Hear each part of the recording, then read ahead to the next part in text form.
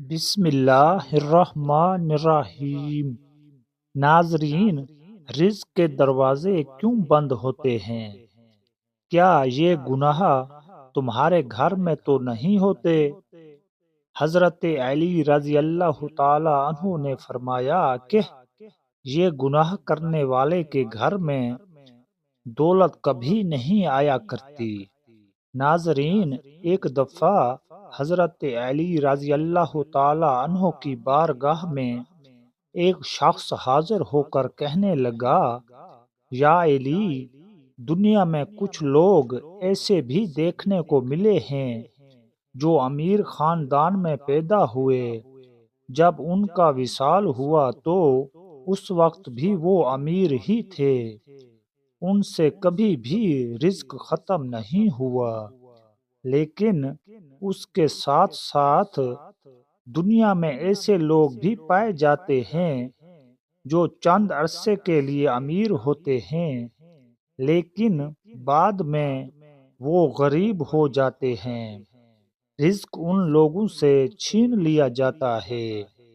اس شخص نے پوچھا، یا علی، وہ کون سے ایسے گناہ ہیں جو رزق میں کمی لاتے ہیں، رزق کو ختم کر دیتے ہیں؟ حضرت علی رضی اللہ تعالی عنہ نے فرمایا، اے انسان، 5 گناہ ایسے ہیں جس کو کرنے سے انسان کا رزق ختم ہو جاتا ہے، آہستہ آہستہ اس کے رزق میں کمی آنا شروع ہو جاتی ہے۔ اس نے پوچھا، حضرت وہ 5 گناہ کون سے ہیں؟ حضرت علی رضی اللہ تعالی عنہ نے فرمایا، وہ 5 گناہ یہ ہیں۔ نمبر 1، سود کھانا۔ حضرت جبرائیل علیہ السلام اللہ تعالیٰ کا حکم لے کر حضور صلی اللہ علیہ وآلہ وسلم کی خدمت میں حاضر ہوئے اور فرمایا، اے اللہ کے نبی صلی اللہ علیہ وآلہ وسلم، جو لوگ سود کا کاروبار کرتے ہیں، سود پر چیزیں خریدتے اور فروخت کرتے ہیں، ان لوگوں کو روز محشر اس طرح اٹھایا جائے گا کہ ان کے چہرے مسخ کر دیے جائیں گے۔ ایک بار حضرت محمد صلی اللہ علیہ وآلہ وسلم لوگوں میں خطاب فرما رہے تھے، آپ صلی اللہ علیہ وآلہ وسلم نے فرمایا، لوگو، تم میں سے کوئی اپنی ماں کے ساتھ زنا کرنا پسند کرتا ہے؟ لوگوں نے جواب دیا، یا رسول اللہ صلی اللہ علیہ وآلہ وسلم، نہیں، ہم کو ایسے گناہ سے سخت نفرت ہے۔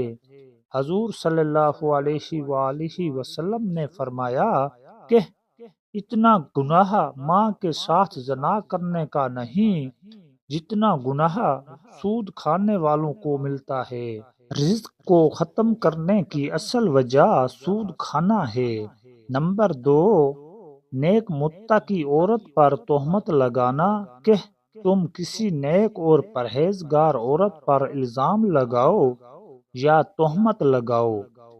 اللہ تعالیٰ قرآن پاک میں فرماتا ہے کہ جو لوگ نیک عورتوں پر تہمت لگاتے ہیں، وہ عورت جو ہر وقت میری رحمت کی آغوش میں رہتی ہوئے، جس پر ہر گھڑی رحمت کی بارش برستی ہے، نماز ادا کرتی ہے، با پردہ ہے، متقی پرہیزگار ہے، جو لوگ ایسی عورت پر تہمت لگائے، میں اس وقت ان لوگوں کو معاف نہیں کروں گا جب تک وہ نیک عورتیں ان کو معاف نہیں کریں گی جن پر تہمت لگائی گئی۔ حضرت عیسیٰ علیہ السلام کے پاس ایک بوڑھی عورت آئی۔ اس نے کہا، اے عیسیٰ علیہ السلام، میرا شوہر وصال کر گیا ہے، میں ان سے بہت محبت کرتی تھی، اب ہر روز میرا شوہر خواب میں آتا ہے اور مجھے کہتا ہے کہ میری قبر کو کھود کر دیکھو، ہر روز میرے خواب میں آ کر یہی کہتا ہے، ایک بار میری قبر کو کھود کر میرا چہرہ دیکھ لو۔ اے عیسیٰ علیہ السلام، میں بہت ہی دور سے چل کر یہ مسئلہ آپ کے پاس لے کر آئی ہوں۔ حضرت عیسیٰ علیہ السلام نے کہا، آؤ میں بھی آپ کے ساتھ آپ کے شوہر کی قبر کھودنے کے لیے جاتا ہوں۔ تو قبرستان پہنچ گئے جہاں اس بڑھیا کے شوہر کی قبر تھی۔ حضرت عیسیٰ علیہ السلام نے پوچھا، تیرے شوہر کی قبر کون سی ہے؟ اس بوڑھی عورت نے ہاتھ سے اشارہ کرتے ہوئے بتایا کہ یہ قبر ہے۔ حضرت عیسیٰ علیہ السلام قبر پر کھڑے ہو کر اللہ تعالیٰ سے رو رو کر دعا کرتے رہے۔ دعا کرنے کے بعد حضرت عیسیٰ علیہ السلام نے فرمایا، اے قبر کے اندر سونے والے، اللہ کے حکم سے کھڑا ہو جا۔ اس قبر سے ایک انسان اٹھ کھڑا ہوا، جس کو دیکھ کر اس بڑھیا نے زوردار چیخ ماری اور بے ہوش ہو کر گر پڑی۔ وہ کھڑے ہونے والے انسان کا جسم تو انسان تھا، اس کا چہرہ مسخ کر دیا گیا تھا۔ جب تھوڑی دیر کے بعد اس عورت کو ہوش آیا تو حضرت عیسیٰ علیہ السلام نے اس زندہ ہونے والے انسان سے دریافت کیا کہ دنیا میں تو نے کون سا ایسا گناہ کیا تھا جس کے بدلے تجھ کو اتنی بڑی سزا کا سامنا کرنا پڑ رہا ہے؟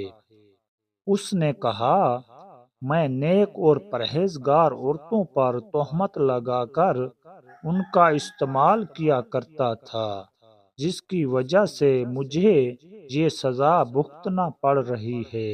روز محشر میں ان لوگوں کے ساتھ اٹھایا جاؤں گا جن کے چہرے مسخ کیے گئے ہوں گے۔ نمبر 3، شرک کرنا۔ حضرت علی رضی اللہ تعالی عنہ نے فرمایا، اللہ تعالیٰ کے ساتھ کسی کو شریک ٹھہرانا بہت بڑا گناہ ہے۔ اللہ تعالیٰ کے ساتھ کسی کو شریک مت ٹھہراؤ۔ روز محشر اللہ تعالیٰ ہر گناہ کو معاف کر سکتا ہے۔ اس کے گناہ چاہے آسمان اور زمین میں موجود چیزوں سے بھی زیادہ ہوں، اس انسان کو چاہے تو معاف کر دے گا، لیکن شرک کرنے والے کو معاف کبھی نہیں کرے گا۔ کافر کی کبھی بھی بخشش نہیں ہوگی۔ نمبر 4، جادو کرنا۔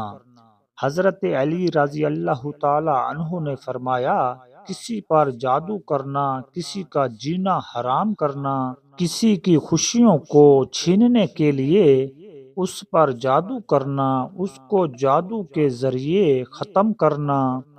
حضرت علی رضی اللہ تعالی عنہ نے فرمایا، جادو کرنے والا انسان دائرہ اسلام سے خارج ہو جاتا ہے۔ جب کسی جادوگر کی موت ہوتی ہے تو وہ کافر مرتا ہے۔ جادوگر کی موت کبھی بھی ایمان پر نہیں ہوتی۔ نمبر 5، حضرت علی رضی اللہ تعالی عنہ نے فرمایا، کسی کو دکھ اور تکلیف دینا سب سے بڑا گناہ ہے۔